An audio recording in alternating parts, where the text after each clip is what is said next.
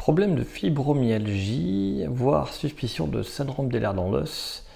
J'ai fait X fois, je ne sais pas ce que ça veut dire ça. J'ai gouttière, pour tenir pour les dents. Appareil pour l'apnée du sommeil. La seule chose qui me soulage, c'est la fasciathérapie. Alors, on va essayer de recadrer un petit peu pour vraiment définir un peu ce qu'on peut faire, ce qu'on ne peut pas faire en rééducation, en kinésithérapie. Dans la fibromyalgie, c'est un problème de cerveau. Donc c'est le cerveau qui te dit t'as mal là ou t'as mal là, et c'est variable. Mais une personne qui a de la fibromyalgie peut aussi avoir des pathologies normales. Et donc c'est là où est le rôle du kiné, parce que sur les problèmes où c'est le cerveau qui te dit que t'as mal à tel endroit, nous on peut rien faire, il n'y a rien qui marche. Par contre, sur tes autres pathologies, là on va être efficace. Donc il y a un contexte possible de ce syndrome d'Ehlers-Danlos. Qu'est-ce que ça veut dire? C'est une forme de collagénose où le collagène est fragile. Ça veut dire que les enveloppes des muscles, aponévrose, fascia, tendons, ligaments, sont plus fragiles que la moyenne.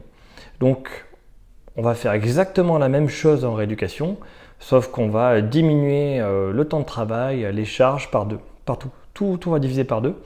Et dès que j'ai un petit peu mal, on va arrêter. Il faut... Enfin, un petit peu mal. Tous les exercices d'étirement font mal. Sinon, ça étire pas, il n'y a pas d'étirement. Mais l'idée, c'est d'y aller tranquille, 2 fois plus tranquille que n'importe qui d'autre. Syndrome d'Ehlers-Danlos, c'est ça. C'est le collagène, il est fragile. Si on tire trop dessus, si on muscle trop rapidement, on se blesse. Il faut augmenter les temps de récupération pour tout. Donc voilà, si la fasciathérapie soulage, c'est que l'acupuncture soulage aussi. Vous m'entendrez rarement dire ça. Mais ça peut marcher.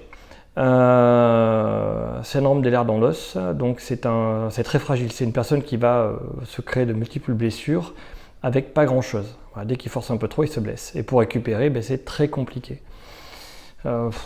Donc voilà. Fibromyalgie, douleur du cerveau, syndrome d'Ehlers-Danlos, fragilité, multiples blessures, difficulté à récupérer.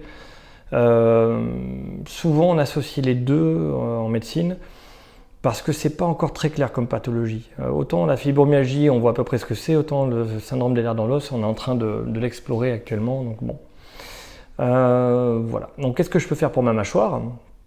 Donc, si tu as compris mon message, c'est apparemment tu as des problèmes mécaniques de mâchoire, tu as des problèmes d'apnée du sommeil, donc des problèmes de langue qui ne travaillent pas assez bien. Ça va être de faire des exercices de rééducation en y allant 2 fois plus tranquillement, et en prenant 2 fois plus de temps de repos, et en te disant que pour progresser, ça te prend 2 fois plus de temps. Voilà.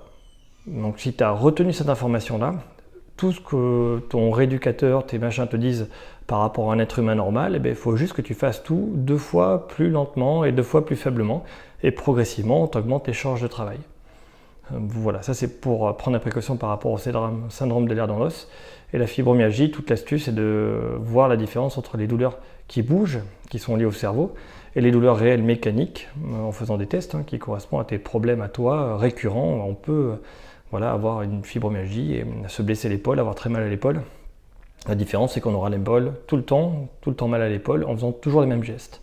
C'est ça qui nous permet d'identifier les problèmes. Voilà. Je ne sais pas si j'ai répondu à ta question, mais j'espère que ça permet d'y voir un petit peu plus clair.